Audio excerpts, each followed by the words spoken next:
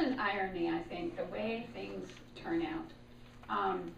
This week, what's been up for conversation in many areas of my life has been about loss and sadness, and ironically, I had selected the topic of Rumi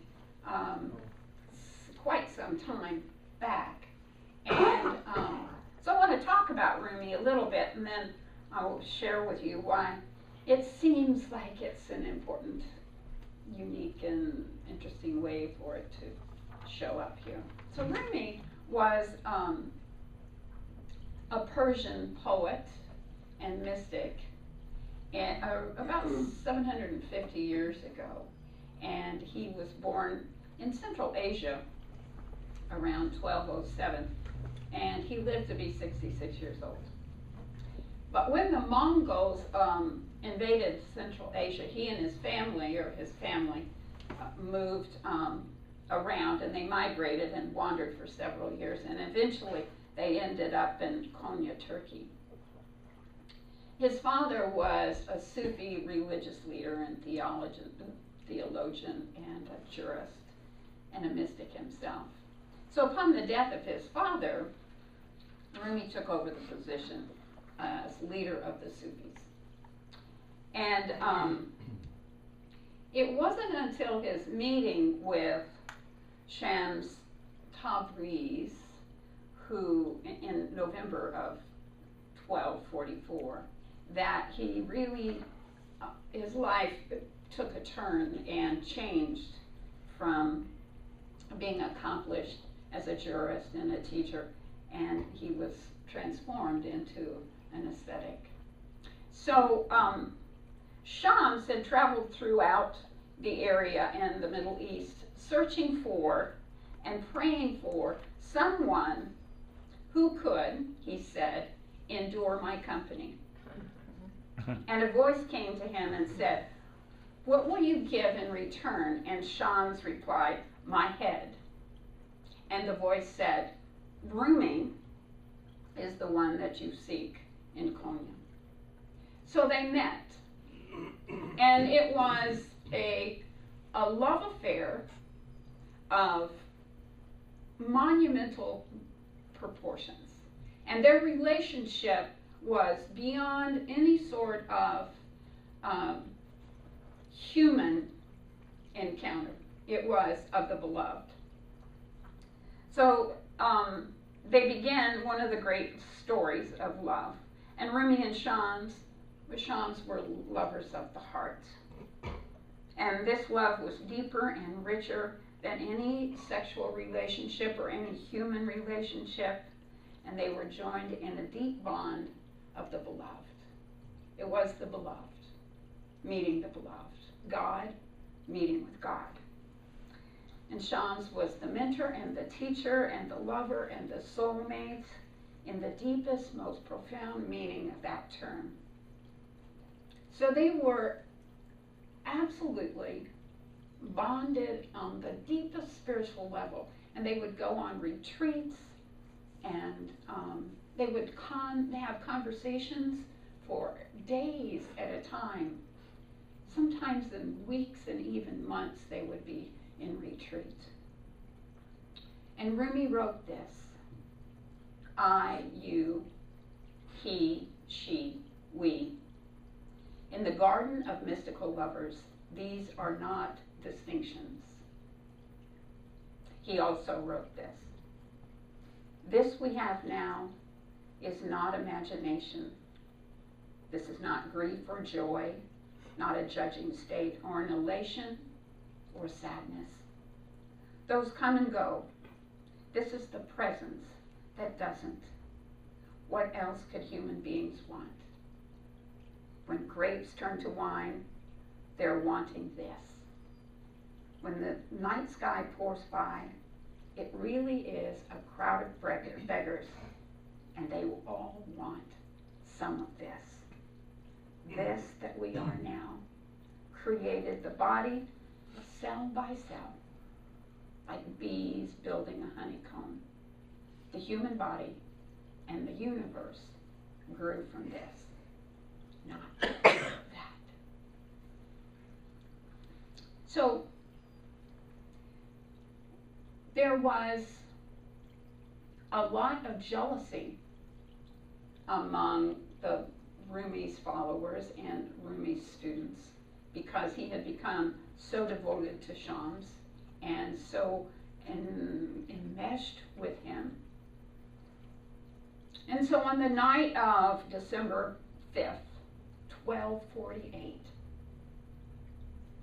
they were talking, Rumi and Shams, and then someone came to the door for Shams, and he went to the back door, and he never returned. He disappeared.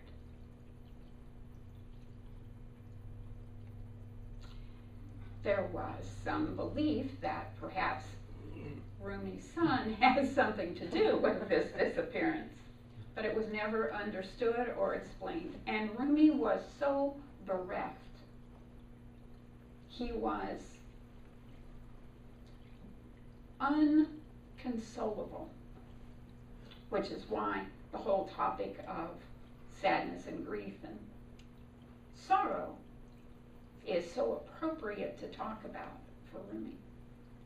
We all have our pain and we all have our sorrow, and it's so often difficult to see what the gift from it can be. We talk in this philosophy that from that deep, dark space of sadness, there's always a gift, and it's so often difficult to see.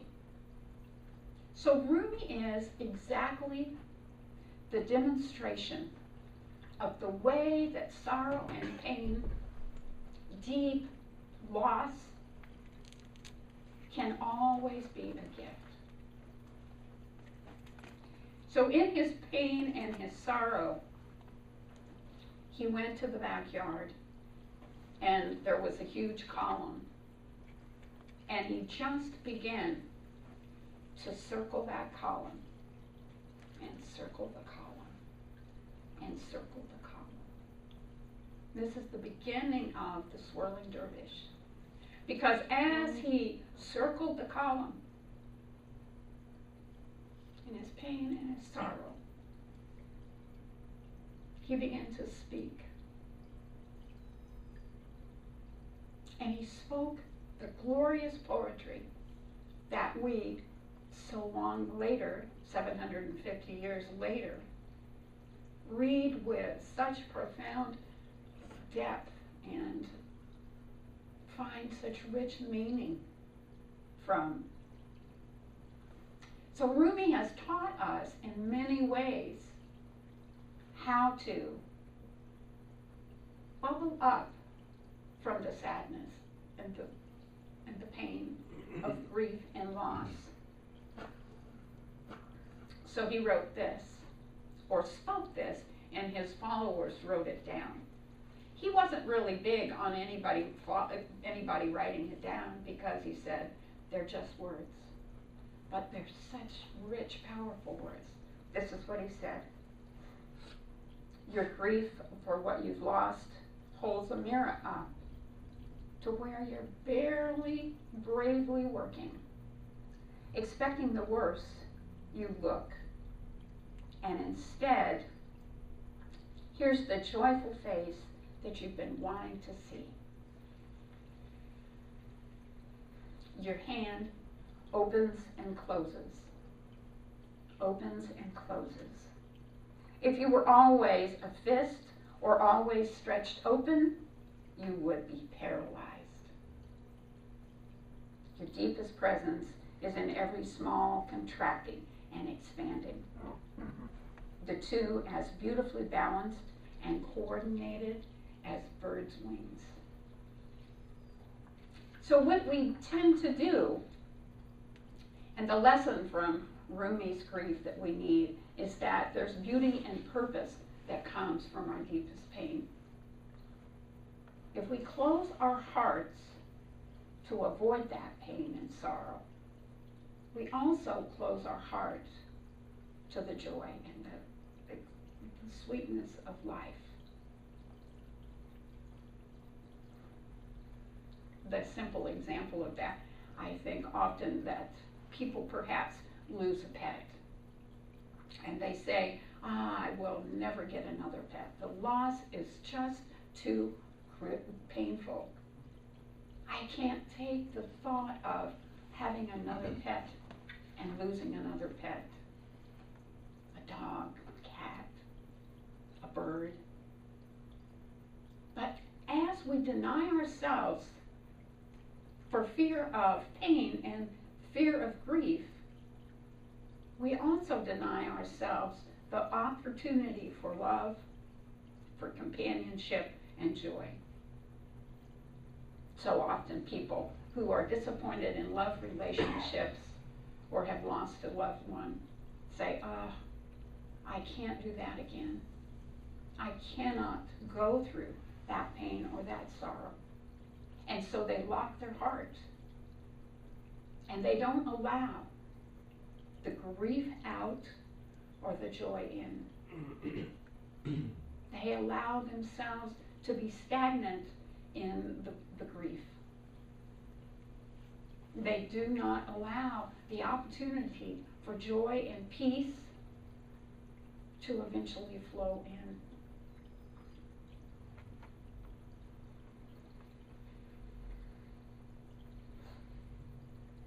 So Rumi said this: let go of your worries and be completely clear-hearted, like the face of a mirror that contains no image. If you want a clear mirror, behold yourself and see the shameful truth which the mirror reflects. If metal can be polished to a mirror-like finish, what polishing might the mirror of the heart require? Between the mirror and the heart is this single difference. So we can learn from Rumi that there is beauty at the very depth of our pain and our sorrow. There's a sweetness there and a connection with the unifying essence of the Spirit that is God. So at the very core of our sadness, at the very core of our grief, is that deep, rich sweetness. And it's there for us to mine. It's there for us to allow, to seek out. And so when I hear people say that they just can't make any sense of their loss, I understand that. When they lock their heart, I understand that too. But it saddens me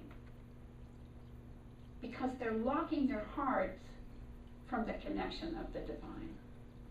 They're locking their hearts from the opportunity to be in union with the universe. When we allow ourselves to dwell in the sorrow, to swill around in our own pain,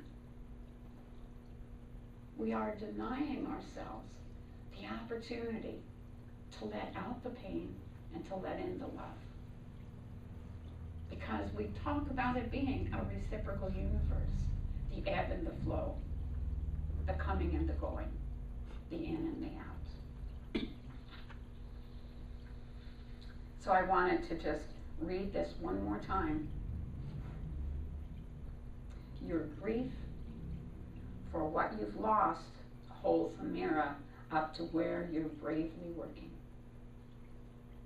Expecting the worst, you look, and instead, here's the joyful face you've been wanting to see. Your hands open and close, open and close. If it were always a fist or always stretched open, you would be paralyzed.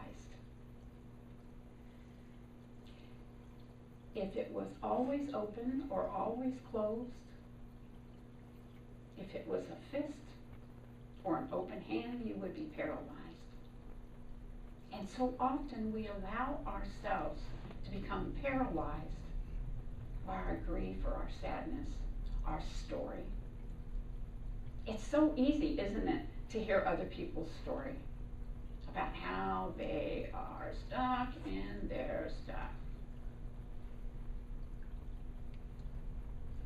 But it's much more difficult to hear your own story and to see and feel and know where you're stuck in your own stuff.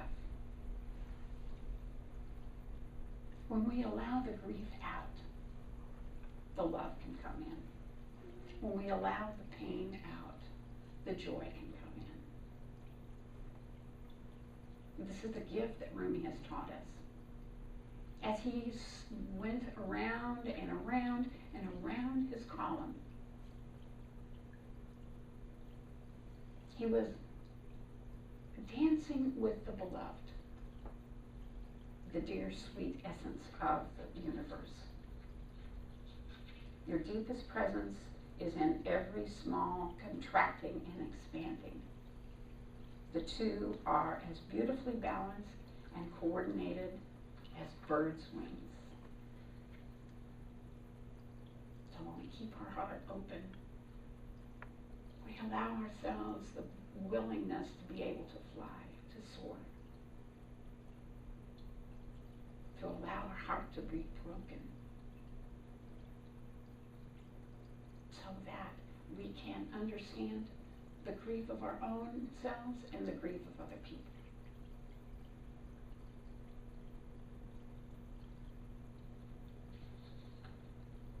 So that's the lesson of grief and sorrow and sadness that we have learned from Rumi.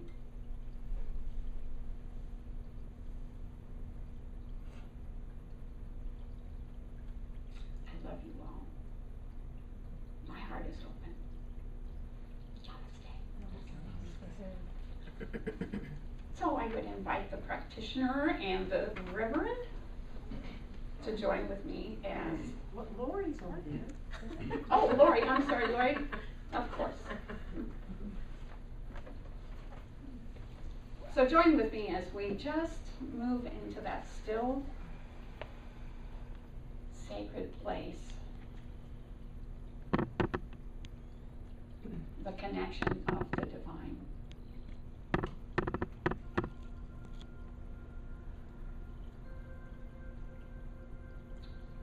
Knowing that we are the beloved. We are the dance of the universe.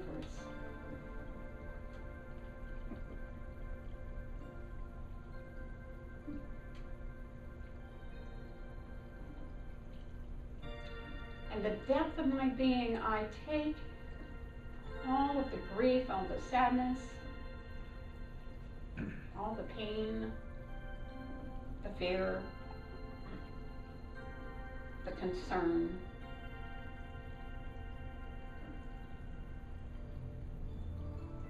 and I set it free on the wings of the bird, opening and closing, flying and soaring into the divine.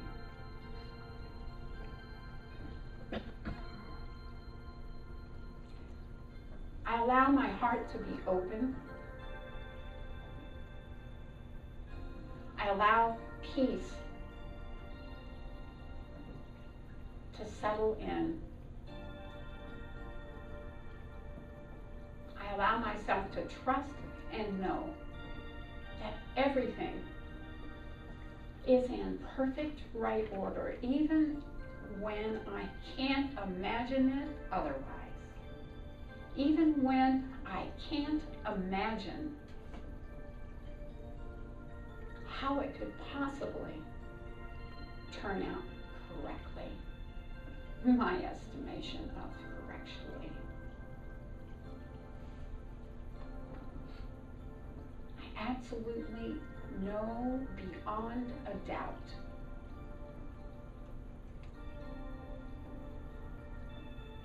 that it's all in divine right order.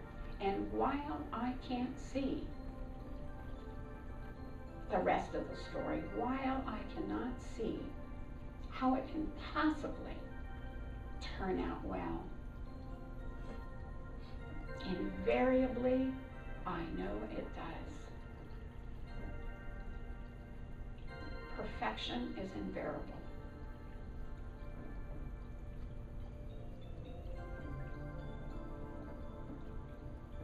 It is the divine plan. And so even the sorrow, the grief, the pain, the separation, the hurt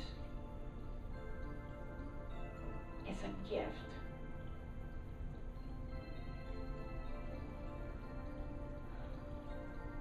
When I release it and let it go, when I allow my heart to crack open,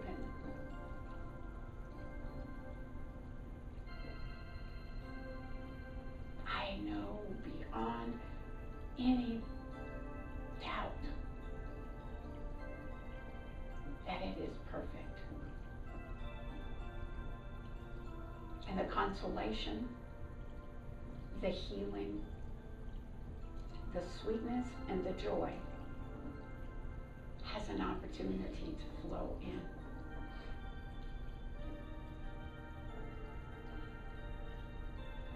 So I celebrate good. I know that each one of us is blessed by the goodness.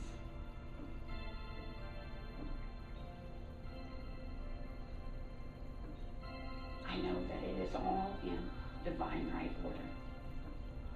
And I'm so grateful for that. So with joy, I release it to the workings of the law, trusting, knowing, expecting only good to flow back to me. And I celebrate that at this moment by declaring it done and by saying, and so it is.